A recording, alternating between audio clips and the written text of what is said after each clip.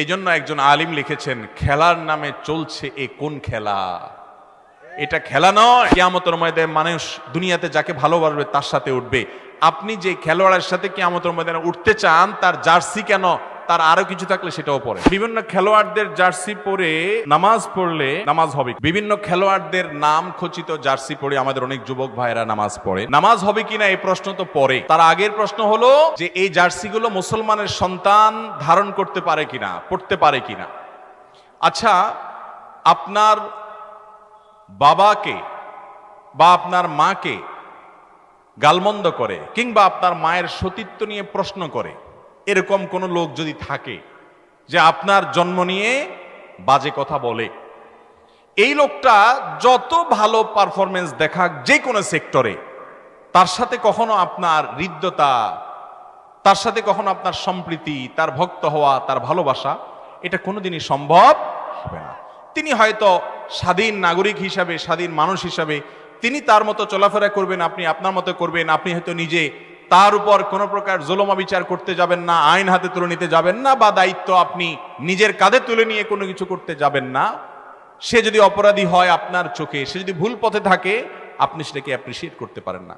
আজ আমরা গোলালো মুসলমান হয়ে গেছি ভাই। এই কথাগুলো হজম করার মতো ইমানের শক্তি আমাদের নাই। মহাব্বত এবং ভালোবাসা, বিদ্বেষ হবে শুধু আল্লাহর জন্য। আপনি যদি অতি উদার হন এবং অতি উদার হয়ে আল্লাহর সঙ্গে কুফরি করে নিজেদের শরীরে এমন সব ট্যাটু অঙ্কন করে রেখেছে যেই ট্যাটুগুলো সরাসরি মুসলমানদের বিরুদ্ধে শত্রুতার স্বাক্ষর রাখে, প্রমাণ রাখে, এই রকম লোক, অথবা এই ট্যাটু আঁকা না থাকুক, এই মানুষগুলোকে আপনি পরম ভালোবাসা মায়া দিয়ে তাদের ভক্তি প্রকাশ করে তাদের জার্সি গায়ে পড়ছেন।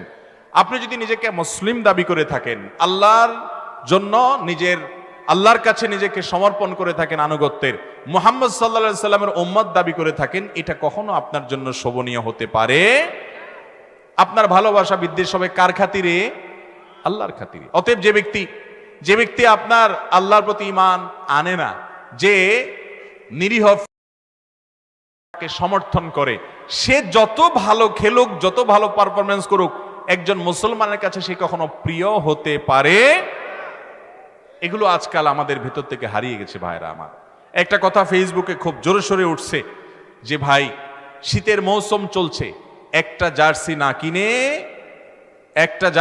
কিনে, কোন খেলোয়াড়ের নাম ঘোষিত জার্সি না কিনে একটা গরিব বাচ্চাকে শীতের এক জোড়া মোজা কিনে দেন, এটা আপনার জন্য সার্থকতা হবে।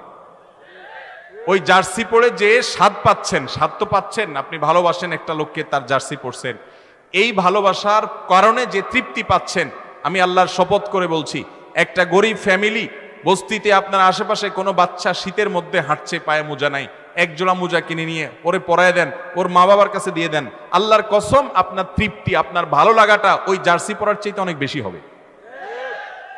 এসব কথা বললে আজকাল অনেকে বলে, তাহলে আপনারা এই মাইকে ওয়াজ বন্ধ করে খালি গলায় করেন, এই টাকাটা মানুষকে দান করেন।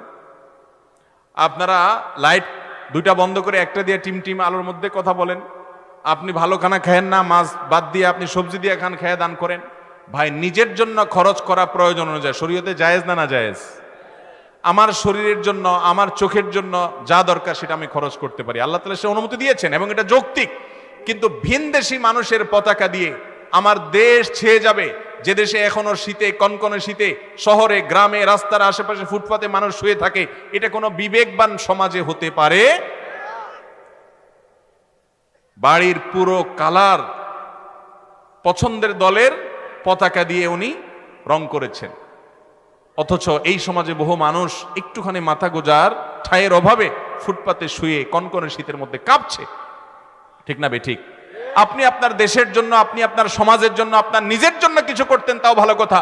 কোথাকার কোন কাফের মুশরিকের জন্য, কোথাকার কোন ভিনদেশী মানুষের জন্য আপনার এই মায়া মমতা, নিজেরা আশেপাশে অনেক কষ্টে থাকা মানুষ, তাদেরকে উপেক্ষা করে, আর তাদেরকে উপেক্ষা করেন বা না করেন, আপনি নিজের জন্য কিছু অন্তত করেন, এই অর্থহীন খরচকে কোনো অবস্থাতে সমর্থন করা যায়?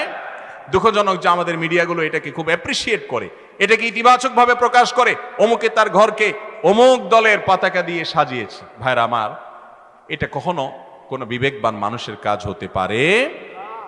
আপনি শৌখিনতা করেন শরিয়ার গণ্ডির মধ্যে থেকে, অপচয় অপব্যয় করেন না, শরীয়ত যতটুকু করার সুযোগ দিয়েছে তার মধ্যে থেকে আপনি করেন। আপনি একটা ভালো গাড়ি কিনেছেন, আপনি একটা ভালো জামা কিনেছেন, পছন্দের করেন, এগুলো শরীয়তে নাজায়েজ নয়।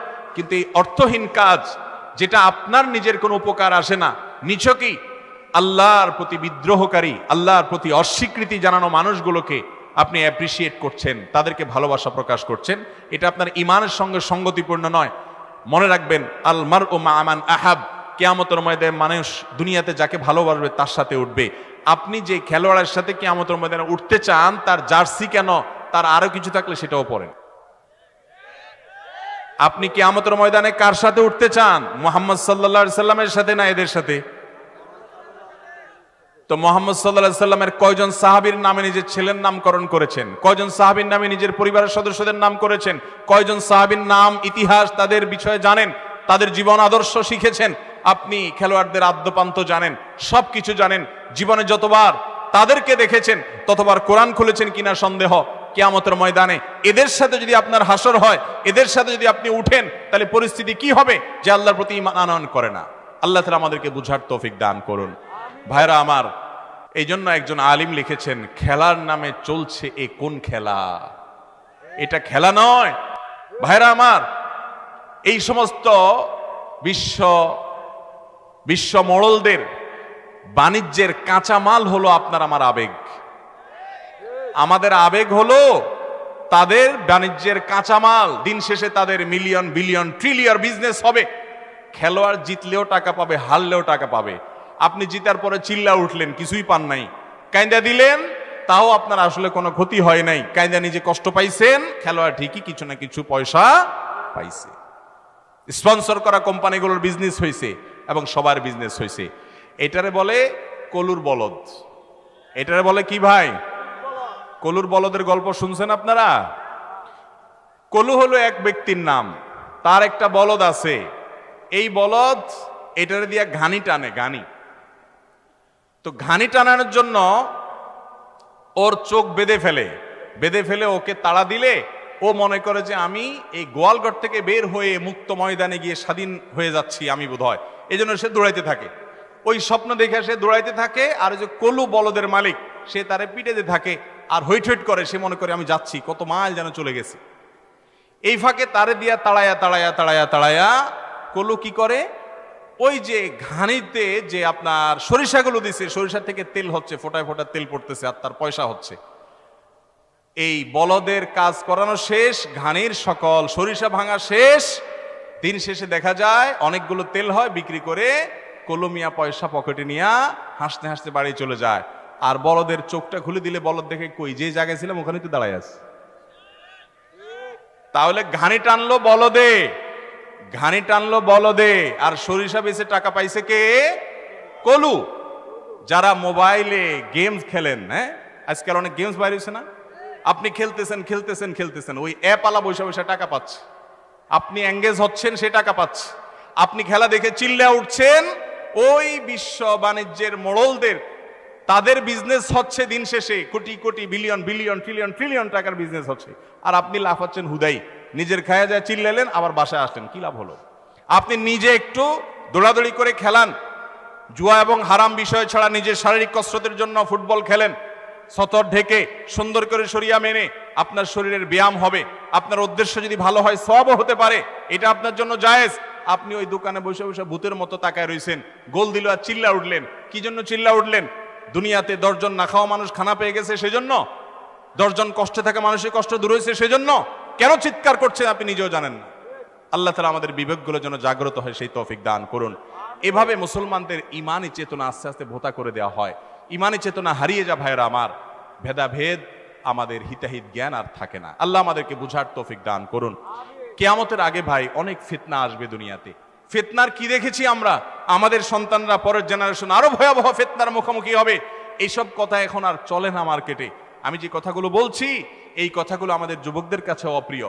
বলে কি মৌলবী, খেলা দেখবো, বিনোদন করবো, সেখানেও ফতোয়াবাজি। মুসলমানের জীবনে আল্লাহর নির্দেশের বাইরে কোনো কিছুই যেতে পারে। আপনি মুসলিম মানে নিজেকে পরিপূর্ণ সমর্পণ করেছেন, অতএব এর বাইরে কিছুই যাবে না। আল্লাহ আমাদের সবাইকে আল্লাহর আনুগত্য পরিপূর্ণভাবে করার তৌফিক দান করুন। সফল ইমানদারদের বৈশিষ্ট্য আল্লাহ তাআলা বলতে গিয়ে 18 নম্বর পারার প্রথম সূরা মুমিনুনের ভিতরে কয়েকটা বৈশিষ্ট্য বলেছেন, এই গুণগুলো যাদের মধ্যে থাকবে এরা শুধু জান্নাতের মালিক হবে না, আল্লাহ তাআলা দলিল দিয়ে দিচ্ছেন, উলাইকা হুমুল ওয়ারিসুন আল্লাযীনা ইয়ারিসুনাল ফিরদাউসা হুম ফিহা খালিদুন। এই গুণের মানুষগুলো জান্নাতুল ফেরদাউসের মালিক হবে, আল্লাহ দলিল দিচ্ছেন, এবং জান্নাতুল ফেরদাউস তাদের হবে, আল্লাহ জানিয়ে দিচ্ছেন। সেই গুণগুলোর ভিতরে একটা গুণ হলো ওয়াল্লাযীনা হুম আনিল লাগওয়ি মুরিদুন, বেহুদা কাজ থেকে যে বেঁচে থাকে, এই খেলাধুলার পেছনে দৌড়াদৌড়ি করা, ফলো আপ করা, এগুলা সেরকম বেহুদা কাজ। তবে কোন খেলোয়াড়ের নাম খচিত জার্সি পরে নামাজ পড়লে নামাজ হয়ে যাবে, কিন্তু এটা অনুচিত এবং মাকরুহ। আর যদি ছবি থাকে তাহলে সেক্ষেত্রে এটা আরো ডেঞ্জারাস, বাট ফরজ আদায় হয়ে যাবে কোনো মতে। আল্লাহ আমাদের বুঝার তৌফিক দান করুন।